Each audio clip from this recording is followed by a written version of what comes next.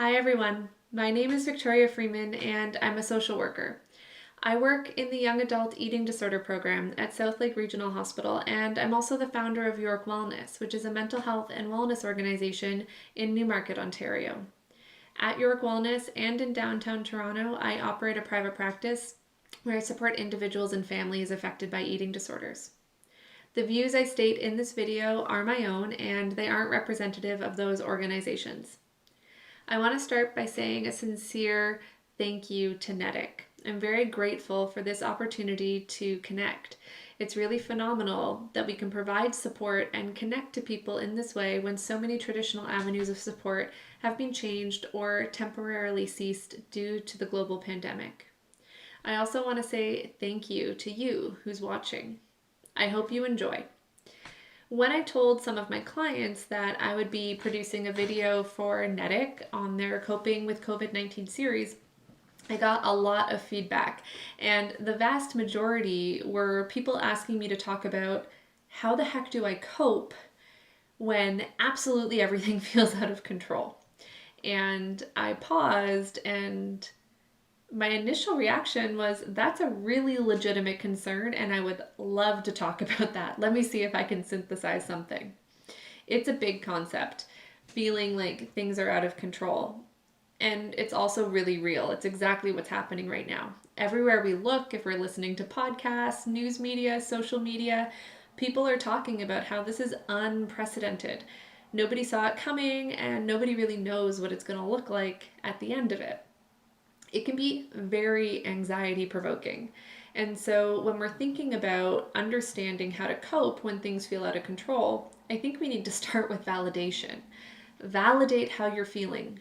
These are weird and wild times. It is a reasonable worry that you have, and it's normal to feel anxious because there's a lot we don't know. And it's normal to feel loss and grief because there's a lot that we used to have access to that we don't have access to anymore, at least for right now. Starting with validation is so important. So go ahead and give that to yourself because it's real. At the same time, though, if we get stuck there, focusing on what's out of our control, we can start to feel really helpless, and it can start to feel really hopeless. And so understanding where we do have control is really important. That's where I synthesize this worksheet for you. Go ahead, take a look at it now, but I bet it's on a really tiny screen, or I've written it really tiny and it's hard to read. So don't fear. I'm going to link it down below. Thank you, NEDIC, for helping me do that. This worksheet is something you can print, you can download, you can look at, and you can workshop it to fit your own unique needs. But ultimately, this right here, that's you. And these arrows are pointing outwards to indicate this sphere is where you have control. And this bigger sphere right here is all the ways in which we don't have control. It's bigger, I know, which is overwhelming sometimes. But it's also important to validate that it exists because this is reality. The world is always changing around us. It's always tough. It's always got challenges. And there's always ways in which we can affect our own change and be empowered within it. It can be tempting to think that we can control our thoughts and we can control our feelings, so we can just control how we get through this and we ought to all just be fine. But in reality, we don't actually control our thoughts and feelings. Thoughts and physical sensations and emotions we experience, those things are automatic. They happen just like that in the blink of an eye, right in the moment. They happen because of past experiences and biological underpinnings like our personality characteristics or the way we're feeling that day.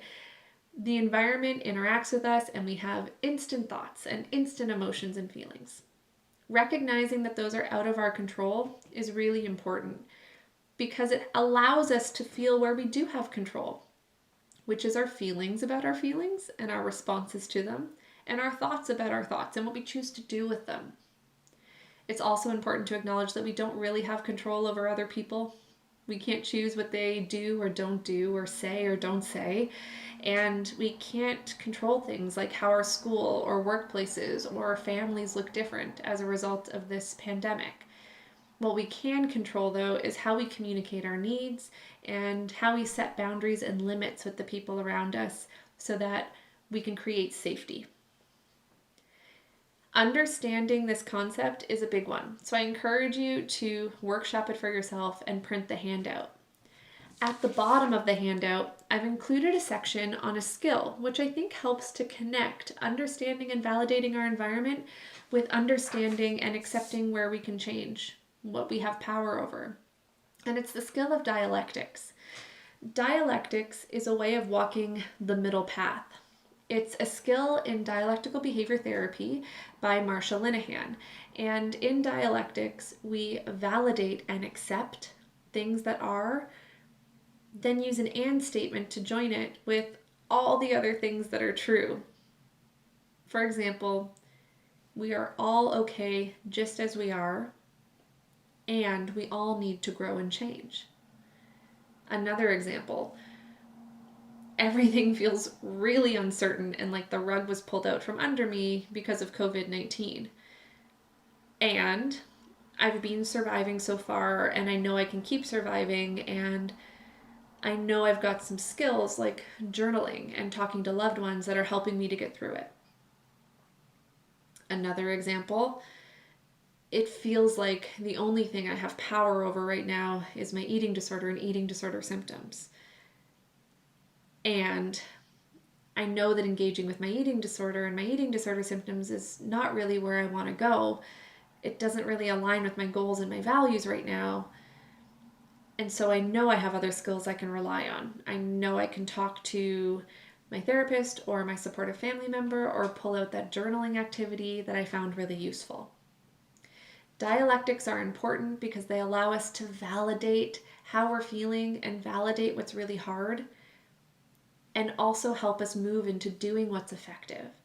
It highlights where we can change, what we could do different, and how we can continue to grow and feel empowered during this time of physical distancing and unprecedented change. I hope you find this skill of dialectics helpful, and I hope you find the framework of understanding what's in our control versus what's not in our control helpful too. Most importantly, though, I hope you're healthy. I hope you're well. I hope you're coping. And I hope that those around you that you care about are doing well too. Thanks for sharing space with me, and I hope you enjoy the rest of the videos in this Coping with COVID-19 series. Bye, everyone.